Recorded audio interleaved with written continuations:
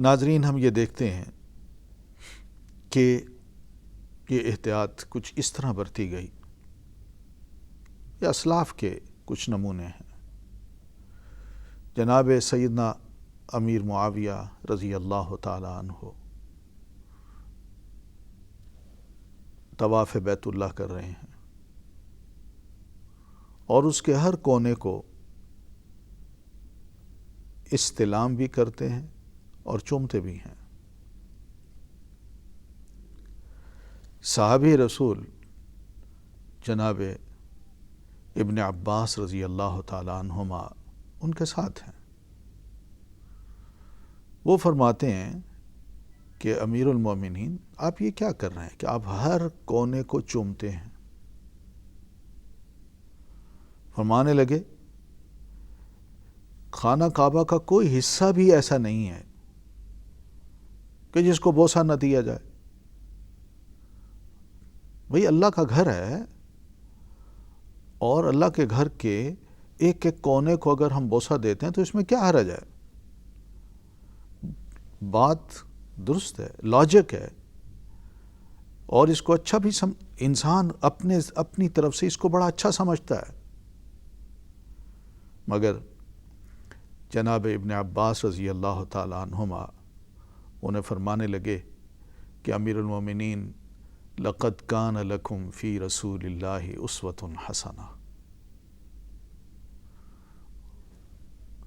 سنتے ہی امیر معاویہ رضی اللہ تعالیٰ عنہ کو بات سمجھ آ گئی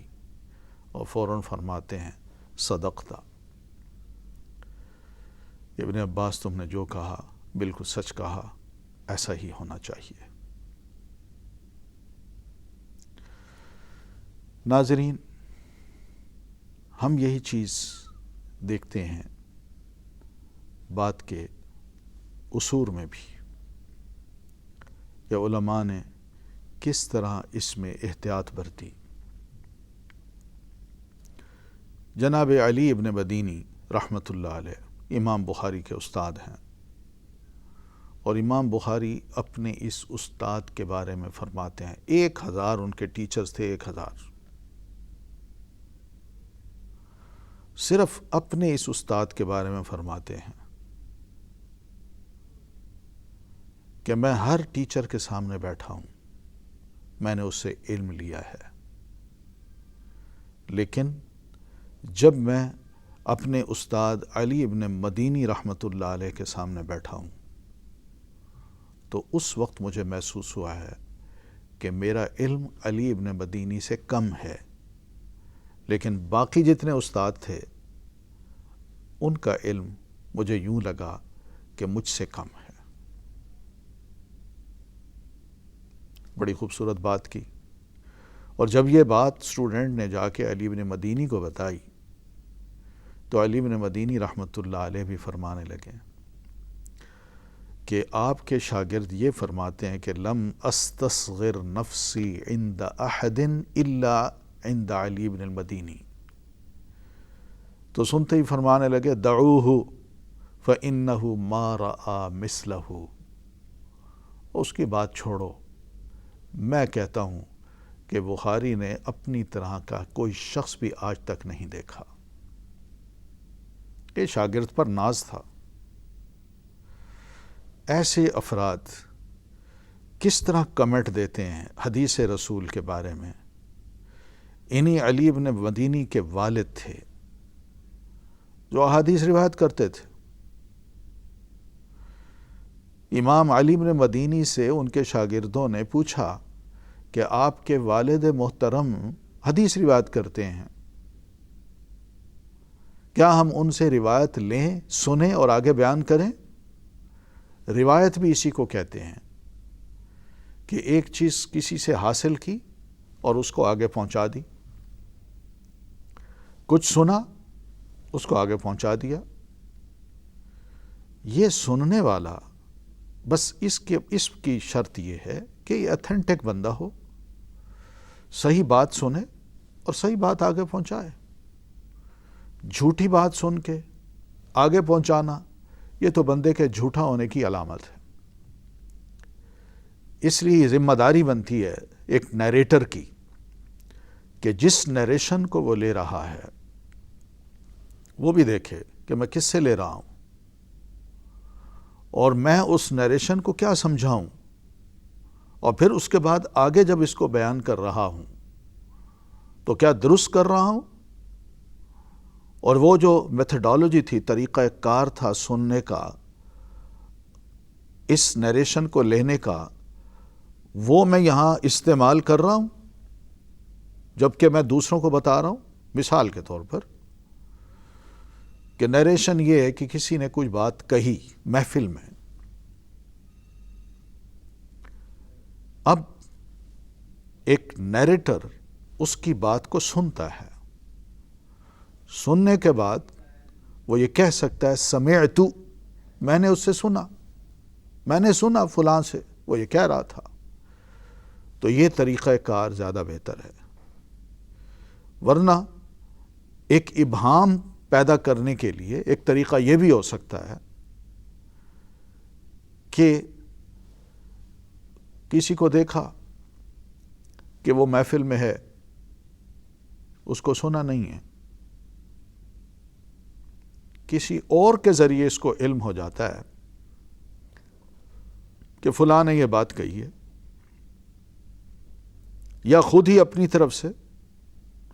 یہی سوچتا ہے کہ میں اس کی طرف سے اس کی طرف یہ بات منسوب کیوں نہ کر دوں، تو یوں کہتا ہے کہ قال فلان، فلاں نے کہا ہے۔ اب یہ فلاں نے کہا ہے، اس میں بڑا اشتباہ سا ہے، اس سے سننے والے کو یہ بھی سمجھ آ سکتی ہے کہ شاید اس نے خود سنا ہے یا نہیں سنا۔ یہ قالا کا جو لفظ کہا ہے، یہ کوئی ایسا لفظ ہے جو کہ ہمارے ذہن میں ایک شبہ سا پیدا کرتا ہے کہ کیا یہ ڈائریکٹ اپروچ ہے یا انڈائریکٹ اپروچ ہے۔ تو ناظرین، اسی طرح کی صورتحال ہر جگہ ہر راوی میں بطور ایک شرط کے نافذ کر دی گئی، اور پھر اس کے بعد اس کی نیریشن کو قبول بھی کیا گیا یا رد بھی کیا گیا۔ اس لیے حدیث کی نیریشن میں جب حدثنا ہمیں حدیث بیان کی، اخبرنا ہمیں فلان حدیث خبر دی، یا سمعت یا میں نے فلاں سے سنا، قالا فلاں نے کہا، یا عن اس سے میں روایت کرتا ہوں، سے اب سے عن فلاں، فلاں سے، یعنی یہ جو عن کا لفظ ہے یہ بھی وضاحت طلب ہے۔ تو ناظرین، اس طرح کی جو صورتحال تھی اس پہ بھی نظر رکھی گئی کہ کوئی بات نبی علیہ الصلاۃ والتسلیم کی جو بیان کی جا رہی ہے اس میں کوئی شے رہ نہ جائے، چھوٹ نہ جائے، کہ بغیر تسلی کیے آپ صلی اللہ علیہ وسلم کی کوئی بات آگے روایت نہیں کرنی۔ علی بن مدینی رحمۃ اللہ علیہ کے والد کے بارے میں جب شاگردوں نے پوچھا کہ آپ کے والد محترم اس طرح حدیث بیان کرتے ہیں، کیا ہم اس کو روایت کریں، ان سے سن کے آگے نیریٹ کریں؟ تو پہلے تو فرمانے لگے سلو عن غیری، مجھ سے نہ پوچھو، جاؤ کسی اور سے پوچھو، یہ سوال کسی اور سے پوچھ لو۔ فَأَلَحُّ عَلَيْهِ، مگر اسٹوڈنٹس نے اپنے اس استاد پر اصرار کیا کہ جواب آپ دیں، آپ نے جواب دینا، آپ کے والد محترم ہیں، آپ دوسروں کے بارے میں کامنٹس دیتے ہیں، اپنے والد کے بارے میں بھی دیجئے۔ تو جناب علی بن مدینی رحمۃ اللہ علیہ نے جب یہ بات سنی تو سر جھکایا، پھر اس کے بعد اپنے آپ سے یہ کہتے ہیں ان ھذا دین، علی بن مدینی یہ جو سوال تم سے کیا جا رہا ہے تمہارے والد کے بارے میں، یہ دینی سوال ہے، دین کا مسئلہ ہے، اللہ کے رسول صلی اللہ علیہ وسلم کی احادیث ہیں، اس پہ خاموش ہو۔ تو سر اٹھا کے اپنے شاگردوں کو فرماتے ہیں کہ بالکل ان سے روایت نہ کرو، انہ ضعیف، میرے والد محترم روایت حدیث میں بڑے ضعیف ہیں۔ یہ احتیاط ہے ناظرین۔